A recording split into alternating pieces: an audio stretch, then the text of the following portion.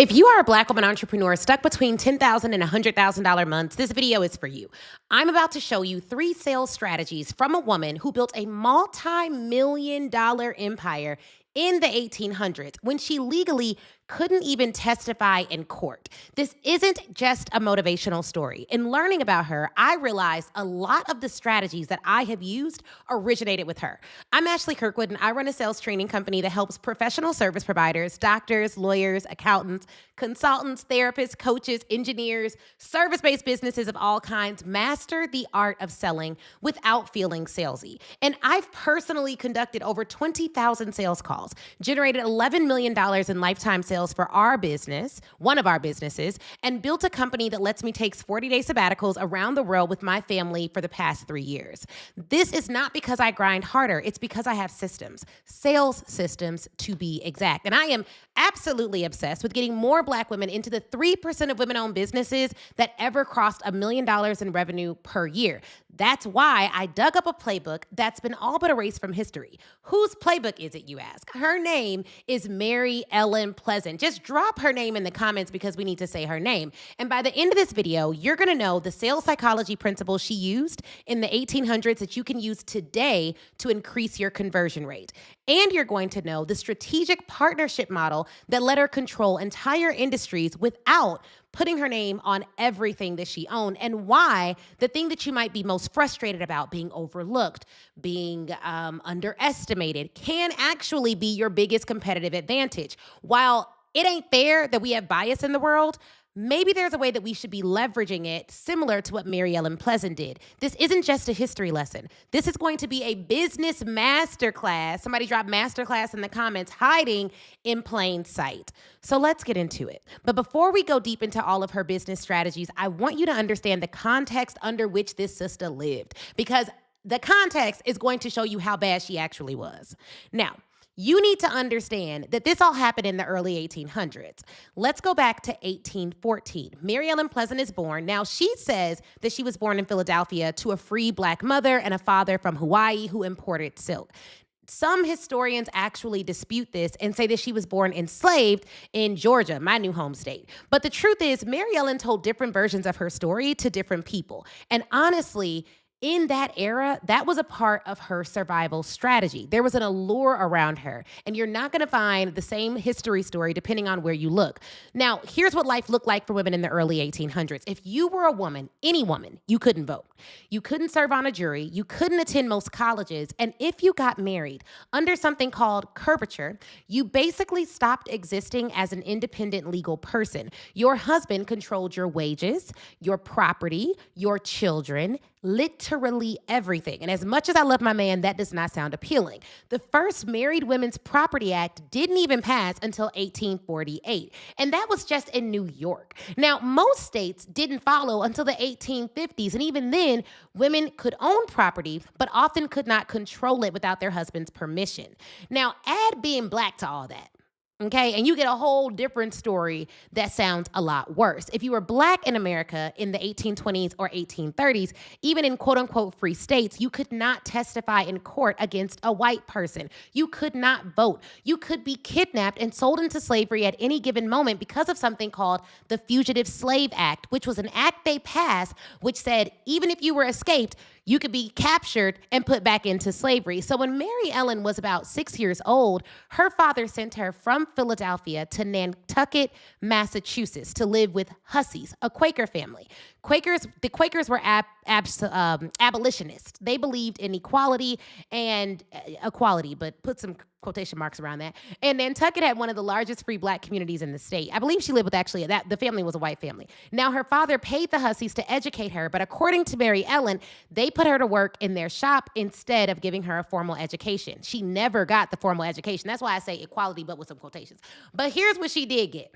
A front row seat to business. See, Nantucket in the 1820s was one of the busiest ports in North America. It was the center of the whaling industry. And because men were out at sea for months, sometimes years, the women ran almost everything. They ran the shop, sometimes the finances, sometimes the trade. And Mary Ellen watched women run entire economies. Now, this is big because the average job of a Black woman that was working at this time was as a maid or working in the field, and that was almost exclusive. And she was able to learn in a shop. So she later figured out how to get people to buy things and became a student of human behavior, i.e. sales psychology. No classroom, just observation, and there were no courses back then. By her early 20s, she moved to Boston and got a job at a tailor shop. That's where she met James Smith. James was wealthy. Some say he was Cuban. Some say he was a light-skinned black man who could pass for white. What everyone agrees on is that he was a devoted abolitionist. He was connected to William Lloyd Garrison, the publisher of The Liberator, the most influential anti-slavery newspaper in the country. He was also connected to Wendell Phillips, one of the most powerful voices in the movement. Now, I'm giving you this history before I give you the business because it all ties together. Mary Ellen Pleasant got rich and used her money for the abolitionist movement, and this is giving you some color as to why. So James and Mary Ellen, they didn't just believe in freedom, they worked for it together, and they became conductors on the Underground Railroad, helping enslaved people escape to Canada and freedom. Then in 1848, when James died, he left Mary Ellen Pleasant a $45,000 inheritance. Honey, if you're married, make sure everybody got life insurance. This money was actually her seed capital to really get into business for herself. So in 1848, the average American worker made about $300 per year. So just giving you some context for the amount of money her man left her. Okay, he left her $45,000 at a time where the average American worker, not just black, only made $300 per year. Mary Ellen just inherited roughly 150 years of wages. In today's dollars, that's like him leaving her $1.5 million. And James made one request before he died: use this money to continue the fight against slavery. So what did Mary Ellen Pleasant do? She remarried to a man named John James Pleasant, a formerly enslaved man who had worked for her first husband. And in 1852, with slave catchers hunting her for her abolitionist work, she and John boarded a ship to San Francisco to flee. Now, I know I've given you a lot of history. I hope you all are still with me. If you are, comment history in the comments. San Francisco, y'all, we're talking about the gold rush period. Chaos, opportunity, and almost no rules. So she arrived with about $15,000 in cash and a plan. But before she started building her fortune, she had some unfinished business. In May 1858, Mary Ellen traveled to Chatham, Ontario, Canada, where John Brown, the famous abolitionist, was holding a secret convention. Do y'all know who John Brown is? Let me know in the comments. He was planning something huge, something that would shake the entire nation. And according to Mary Ellen Pleasant, she handed him $30,000 in gold to fund what would become the raid on Harper's Ferry. Tell me y'all know about this. This event, many historians say, lit the fuse for the Civil War. That's almost, first off, the money that she gave him, $30,000, in today's money, that'd be like $900,000. Handed a man planning an armed rebellion against slavery almost $1 million. When John Brown was captured after the raid, they found a note in his pocket that read, "The axe is laid at the foot of the tree. When the first blow is struck, there will be more money to help." For decades, no one knew who wrote that note. It wasn't until 1901, when Mary Ellen was in her late 80s, that she finally revealed, "Before I pass away, I wish to clear the identity of the party who furnished John Brown with the most of his money to start the fight at Harper's Ferry." Y'all, it was her. It was her. She funded a literal revolution and kept it a secret for over 40 years. Why did I think that was important to tell y'all? Because so many times we as a people are like, man, I don't know if I want to work that hard to get the money. I don't know if I should really get money. I don't know if I should really be focusing on money. Money is so evil. This is so bad, blah, blah, blah, blah. But if you look at the financiers of justice, they were women and men of means. And sometimes you funding the movement means that you may not be at the protest, but it may be that you are bailing everyone out and funding it. And I do believe that we need to have as much money as possible to fund movements even today. Let's keep going, because I got to get into these business lessons from her. She literally funded a revolution and kept it a secret for over 40 years. I just want to repeat that for y'all, because she also had the ability to be discreet, which is a whole nother business lesson within itself. Now, that is what I call some leverage for you. But here's where it gets even more interesting for us as entrepreneurs today, because the way she made her money, the systems she built in San Francisco, that's where we can distill a variety of business lessons that we can use today, right now. Let's go through the 3 strategies that helped her to build her wealth and multiply the money that was left to her. Strategy 1, write this down, the invisible expert play. This is the sales psychology principle that she used in the 1800s that you can use today to increase your conversion rate. So Mary Ellen lives in San Francisco in 1852 with $15,000 in cash. And what does she do? She gets a job as a cook. Now, pause there, because some people be getting a little bit of money and they're done working jobs they no longer want to work, but she did it for strategic reasons. She did not go out and start showing off her wealth. At that time, it was very dangerous to do so. And I want to put a pin in this. The reason people think Madam C.J. Walker, can y'all tell I'm passionate about this? The reason people think Madam C.J. Walker was the first Black woman millionaire is because she was one of the first Black women millionaires where it was actually safe for her to flaunt her wealth. So don't let anyone make you feel bad about actually showing that you have wealth, because the truth is, for decades, centuries even, Black folks with money had to hide it, because if white folks found out about it, they would kill them, lynch them, steal from them, and or disrupt unfairly, unjustly, and against the law their business dealings. So the fact that you want to show off your money now is not because you're ignorant or you're foolish or you're stupid. It could be that you just feel that you can. Like we weren't always allowed to. So I get that we like to flaunt. I understand that as a psychological principle, that makes sense to me. But I'm telling you that she could not do that, which is one of the reasons why Madam C.J. Walker is seen as the first Black woman millionaire, because, honey, she stepped fur coats down to the socks, big mansions. People knew it was her. So she was able to really flaunt her wealth in a way that it wasn't safe for Mary Ellen Pleasant to do. Okay. Anyway, she got 15 grand, which is a whole lot of money back then. And she gets a job as a cook. Now, wait. Why would a woman with the equivalent of $500,000 in today's money take a job as a domestic worker? Because Mary Ellen Pleasant understood something that most entrepreneurs today still don't get. The best information doesn't necessarily come from you asking someone for it, especially if you didn't pay them. It comes from being in the room, listening in the room. In Gold Rush San Francisco, the wealthiest men in the city, the bankers, the railroad tycoons, the mining magnates, they all needed cooks, good ones, and they paid handsomely for them at that time. Mary Ellen was reportedly earning almost, at her height, $500 a month just to cook, which is 10 to 100 times more than what domestic workers made on the East Coast. But here's the genius part. While she was serving dinner, she was also serving herself. These men would sit around her table, eating her food, talking business, talking mining claims, stock opportunities, real estate deals.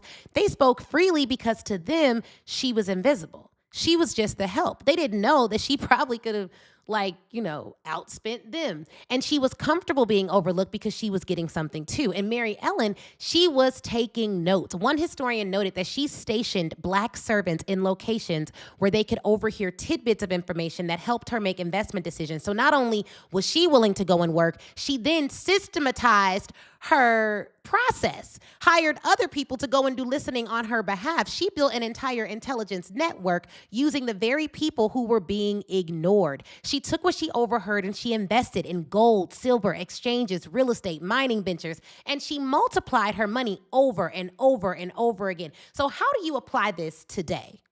And I'm going to get very specific here. So if you're going to take notes, this may be a time. Mary Ellen treated every single room like a research lab, and you need to do the same. Here's your action step. Pull the transcripts from your last 10 sales calls this week.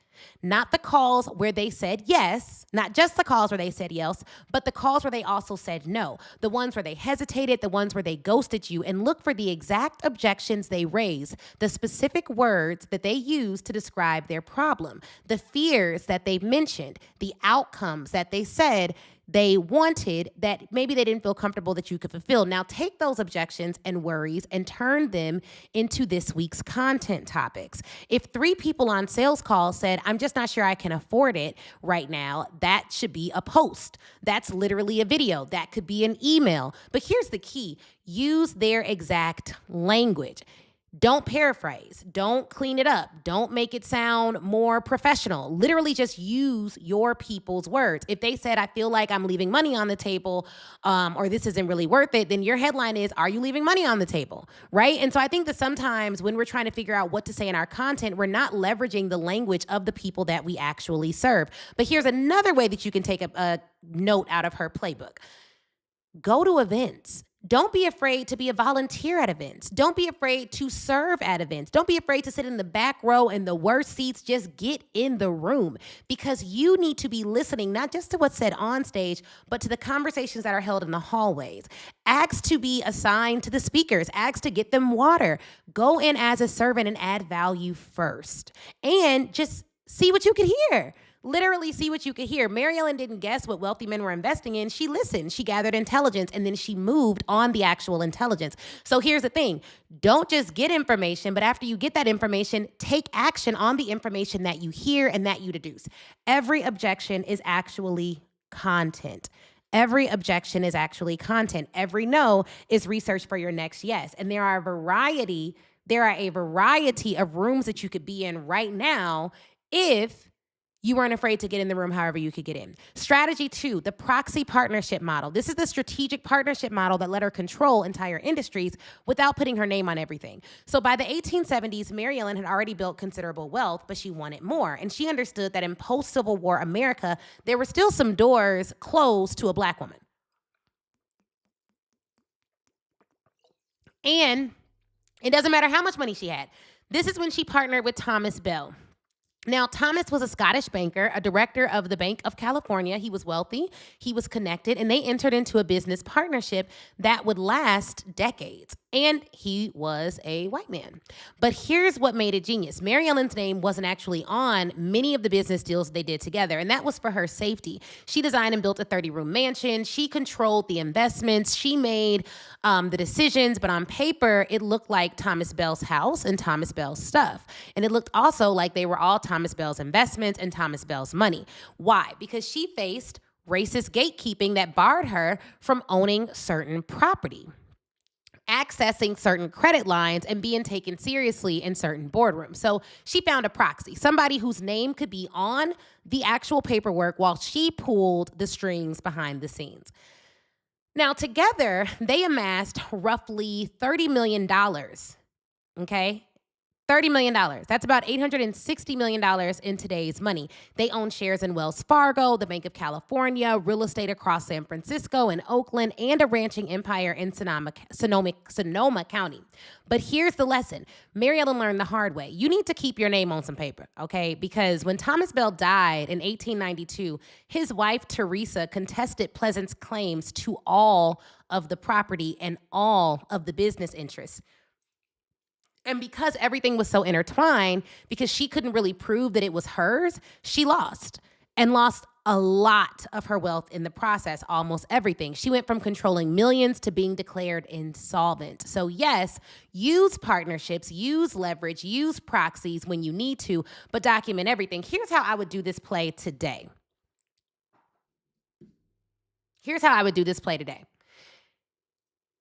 Because I still see a lot of value in this. But I would control 100% of everything, and I would just pay whoever's the proxy or whoever's the front man or whoever's going to get me over that hump of discrimination. Document everything, control everything, own everything. And I'll give you a lesson I learned from reading Oprah's biography, which is keep everything in-house.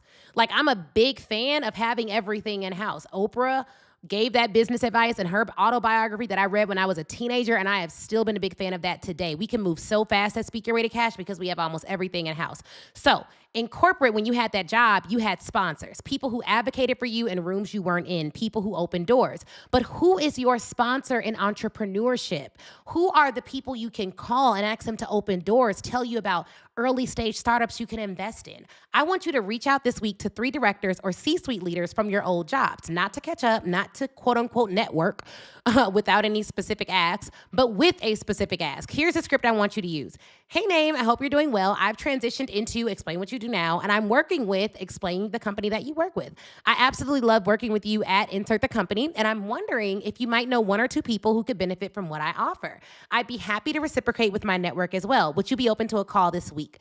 Here's how I would do this. I would email a couple of the past partners at Kirkland & Ellis and say, hey, I was going to say somebody's name for real, but like, let's call him John. Hey, John, absolutely loved working with you at Kirkland. I know it's been a while. I actually now run a sales training company that goes in and trains Fortune 500 companies. As I recall, Kirkland represents a lot of those industries or those companies, and I would absolutely love to see if there's any way to get some introductions going. And similarly, because I have Fortune 500 clients, I would love to introduce you to some folks that I've met in their legal departments from working with them as their corporate trainer. Let me know if you have time for a quick call this week and we can see if there's any synergies. Hope you're doing well. Looks like you got promoted to partner or whatever. You know what I mean? Like, send out a message to people who you used to work with that are now higher up. Also, don't forget, I've been out of corporate now for almost 8 years. So that means that all of my colleagues who I worked with then are now partners themselves, general counsels themselves. They're at big companies. Also, I've been out of law school since 2016. It's been 10 years. That means all of my colleagues are now general counsel at big companies, running large organizations. I got that Northwestern law degree for a reason. It's time to network. Where are your sponsors in entrepreneurship? Now that we're looking into getting more corporate sponsors for Black Women Sell Live, it's time for me to dig into the crates of my Rolodex and reach back out. Now, I already know what some of you are thinking. Oh, but I haven't stayed in touch. Oh, but I don't know if they'll take my call. Blah, blah, blah. You need to see. Check it out. Maybe they will. You know what I mean? You need sponsors. You need people 10, 15, 20 years your senior who have access to networks that you don't have access to, that are accepted into rooms that maybe you're not accepted in yet, who can make some warm introductions. Warm introductions are going to change the game. And the higher you go in business, the more relational it actually gets. So whether that means you need to join some country clubs, but for many of you, you don't need to join anything. You need to go back and look through your alumni networks and those companies that you worked at that didn't treat you right. I know they didn't. I know that's why you don't want to go back. And you just need to ask, because they may be so thrilled and so excited to hear what you're doing now, okay?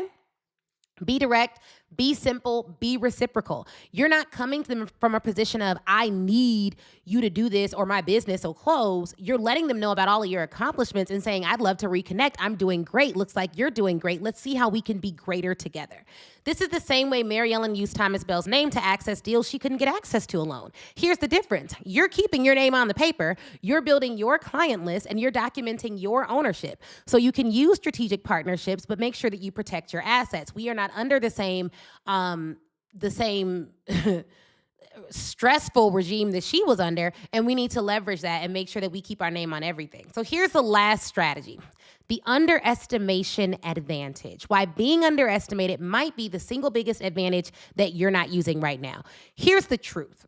Oprah got the biggest deal of her career because they thought that her show would not go well. To this day, no one's gotten the deal that she's gotten. And she said the only reason she got it was because she was highly underestimated. So let me ask you a question. What's the first emotion you feel when someone underestimates you? Is it anger? Is it frustration? Maybe you want to prove them wrong. And listen, all of that is valid. The disrespect is definitely real. But here's what Mary Ellen Pleasant understood that I want you to understand. Being underestimated can be an asset, not just a liability. Think about it. Even after she had money, she kept working as a cook and a housekeeper. She didn't need that little money. She moved into Thomas Bell's mansion and let people think she was just the help, quote unquote. Why? Because when people underestimate you, they let their guard down. Ha! That'll preach, okay? When people underestimate you, they let their guard down. They don't see you as their competition. They don't gatekeep against you. They give you information they'd never share with someone they saw as a threat. They let you into rooms they'd never invite you to if they knew your real, power. Mary Ellen wasn't just fighting against invisibility. She was actually weaponizing invisibility. Did you hear that?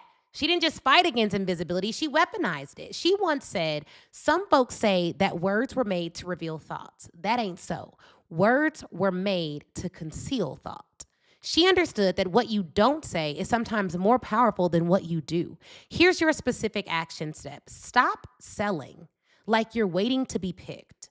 2026, sis, is your year to be bold. If Mary Ellen Pleasant can build an $860 million empire in the 1800s, when she couldn't vote, couldn't own property independently, couldn't even testify in court, imagine what you can do now with the internet, with access, with legal protection she never had. This week, I want you to make one bold ask you've been avoiding, okay? That speaking engagement that you've been too scared to pitch, I want you to pitch it. The corporate contract that you've been waiting until you're ready to follow up on, I want you to send the email. The rate increase that you've been delaying because you feel like nobody's got it, I want you to raise the rates. I want you to have the conversation with your client. I want you to stop waiting for permission. Stop waiting to be picked. Stop playing small because you're afraid of how you'll be perceived. Mary Ellen did not wait for anyone to tell her she could be a millionaire. She could be a capitalist. She listed it as her occupation on the 1890 census. Sorry, I almost said the wrong year. 1890 census. She literally declared it. So what are you declaring? The underestimation advantage isn't about being quiet forever. It's about moving strategically. It's about being innocent as doves, right? But strategic. And then you make your move with confidence. Let them sleep on you. And then wake them up with your results. So there you have it. 3 strategies from a woman who built a multi-million-dollar empire over 170 years ago. We talked about the invisible expert play that allows you to treat every room like a lab. We told you to pull your last 10 sales calls as transcripts and make that into some good content. I gave you tips for how to rewrite your sales pages. We talked about why proxy is power and how you can use the proxy partnership model to really reach out and get some allies that you can leverage in entrepreneurship the same way you needed to do it when you were climbing that corporate ladder, how you can use their credibility to open doors but keep your name on all the paper. And then strategy number 3, the underestimation advantage, how you can make one bold ask this week that you've been avoiding. Stop waiting to be picked. Declare what you are and then move like it. Mary Ellen Pleasant went from earning $4 a month in some domestic work to controlling over $860 million in today's revenue. And she knew exactly what she was doing. Now, here's the thing, because if you're watching this and you enjoyed this and you get down with this kind of content, I want to teach you sales. I want to teach you sales, and we're doing a 3-day event called Black Women Sell Live. Look, tickets are not available right now, but the wait list is open. And this is the only event of its kind that leverages centuries-old sales data to really empower you as a Black woman entrepreneur to sell more and scale more efficiently. And this year's speakers are the best we've ever had. This is not going to be the year that things don't work out for you. This is going to be the year that you own your power in a way that you've never owned it before. One thing that I've learned from coaching over 10,000 clients or having over 10,000 paying customers is that the real reason why people don't act isn't because they don't know what to do all the time. It's because they don't know who they are. If they knew who they are, they would get it done regardless of what they didn't know. And I find that one of the reasons why they don't know who they are is because there's an identity gap. You're starting your identity too late because you don't necessarily know where you come from. And so at this event, the mindset principles that we teach are rooted in our history. It is the most empowering, the most specific, detail-oriented event. We give you workbooks, over 150 pages of sales strategies that you can use. There's no way you come to this event and your life has not changed. It's our 3rd year doing it, and it's our most requested event of all the dozens of events that we have hosted live and in person. So go to blackwomensellevent.com and get on the wait list because it is Black Women Sell year. Now, y'all have been asking me, when am I doing Black Women Sell Live? Is Black Women Sell Live this year? I got to come. I got to bring my church group. I got to bring the women. I got to bring the people. Look, we went out and on faith, y'all, on faith, rented a venue that is the largest venue we've ever rented in our life. I've been saying for a while I was going to have an event with 1,000 people. It almost feels scary to say that out loud on this video because now it's out there and now it's real. I've been saying that for a while. I'm like, I'm going to have 1,000 people. But I never booked a venue that could hold 1,000 people because I was scared. Well, I'm not scared anymore. And I'm doing this event, and I believe that this event is critically important. People have asked me to change the name of this event. They've said that if you talk about history, people won't be interested. All they want to know is how to make more money, which clearly we're going to talk about that. I mean, duh. Name of the company, my company is Speak Your Way to Cash, and it's Black Women Sell Live. You literally will learn sales strategies. But I think they're wrong. I think I don't need to change the name of the event. I think that it's totally fine to do an event for Black women. I think that anyone is welcome to come, but the event is from the vantage point of helping Black women win. Men will be there. My husband's hosting like men meetups and stuff. Like all of that's fine, but I just want you all to know, and I'm asking you guys to help me tell everyone you know to get on this wait list. Our goal is to pack out this wait list, sell out this event as early as humanly possible. I really want to sell it out before Women's History Month ends. I'd love to sell it out on the day that we open tickets. We already have hundreds of people on the wait list, thank God. It will be thousands of people by next week, but I need you to share this event. This is not one you keep to yourself. This is the one that everybody comes to, all your business besties, every woman. I really wish every Black woman in the world could come to this event, but I didn't get a venue that big. But I do have 1,000 seats, and it's going to sell out. And I know that. I feel that in my heart. The mission is so important. Learning about these incredible women is so important. Every day in February, I'm going to be talking about another Black woman millionaire who did it at times that are 10 times difficult than the times that we have right now, because I feel like we need to keep our focus on the things that we can control and also fighting the good fight. And every single Black woman millionaire that I've studied pre-1970 used a portion of her money to do good, to donate to the movement. And that is our mission at Speak Your Way to Cash, is to raise up and help experts learn how to sell so that they can disrupt unjust systems. And it's critically important to me. I don't know if you all know this, but I went to school to be a public defender. And my aunt was like, a public defender, Ashley, you're going to make $40,000 a year. You're going to have 200 cases. You're going to do more harm than good. Go into private practice. And when you get into private practice, you'll have a huge pro bono budget and you can have a pro bono practice. And I got into private practice, and my pro bono practice was representing men who were treated unfairly in prison. Men and women, I would have represented women as well, but I didn't get assigned to any cases with women. So it was all men. And when I was negotiating this job at this firm, I remember the partner asked me, what do we have to do to get you here? And I was like, well, you got to hire me, give me a home office. You got to donate. I think it was like $50,000 to Black Women Lawyers Association, or in my name. You have to make a donation to that organization.